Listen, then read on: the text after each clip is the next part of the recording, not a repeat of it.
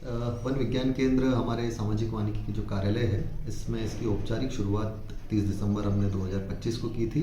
यह मुख्य कार्यक्रम TFRI द्वारा आयोजित है, जो ICFRI और केम्पा भारत सरकार के फंड से आयोजित हुआ था। इसमें एक हॉल उन्नयन करवाया गया था, जिसमें एक ट्रेनिंग भी रखी गई थी, जिसमें जितने भी किसान हैं उनको एग्रो फॉरेस्ट्री के रूप में वो क्या क्या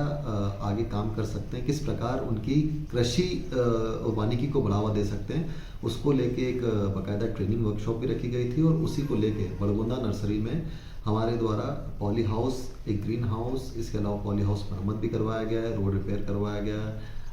कुछ वॉशरूम और कुछ अन्य काम में भी रिपेयर काम करवाए गए हैं, जिससे किसानों को हम लोग कोशिश करें कि एग्रो फॉरेस्ट्री को कैसे बढ़ावा दें। इसके लिए जैसे उदाहरण के लिए एग्रो फॉरेस्ट्री को बढ़ावा भी देने के लिए कोशिश ये की जा रही है कि जो यहाँ पर मूल जो पेड़ों की प्रजाति है उसको ही बढ़ावा दिया जा रहा है। जैसे चंदन का पेड़ है और हमारे पास महानीम है, तो यह बढ़ावा देना लोगों की एक्स्ट्रा इनकम जनरेशन और कृषि वानिकी को बढ़ावा देना, इस संबंध में ये योजना लेके आए हैं। समय समय पे हमारे द्वारा जन जागरूकता कार्यक्रम चलाए जा रहे हैं, प्रचार प्रसार किया जा रहा है, समय समय पे ट्रेनिंग आयोजित की जा रही है। अभी हम मार्च में इसको लेके एक बड़ी एक ट्रेनिंग, एक वर्कशॉप, एक दिवसीय वर्कशॉप किसानों को लेकर आयोजित और करने वाले हैं, जिससे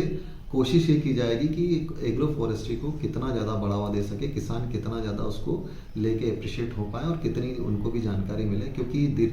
जिस प्रकार से जलवायु परिवर्तन हो रहा है और जिस प्रकार से विकास बढ़ रहा है, तो कोशिश ये की जा रही है कि खेती का जो किसानी का जो पैटर्न है, अब वो धीरे धीरे चेंज होके उसको हम लोग एग्रो फॉरेस्ट्री को बढ़ावा देंगे।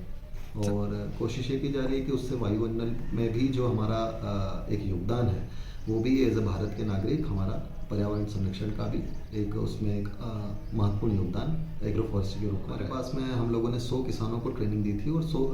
100 किसान में से लगभग 50% किसान हमारे पास में आ चुके हैं। इसको लेके जितना भी संबंधित डाटा है विषयों पर चर्चा कर चुके हैं। साथ ही वो हमारी नर्सरियों के भी विजिट कर चुके हैं और कोशिश वो ये भी कर रहे हैं कि जिस प्रकार से पौधे उनको अवेलेबल होते जाएंगे, वो एग्रो फॉरेस्ट्री में बाकायदा पार्टिसिपेट करेंगे और साथ ही साथ वो दूसरे किसानों को भी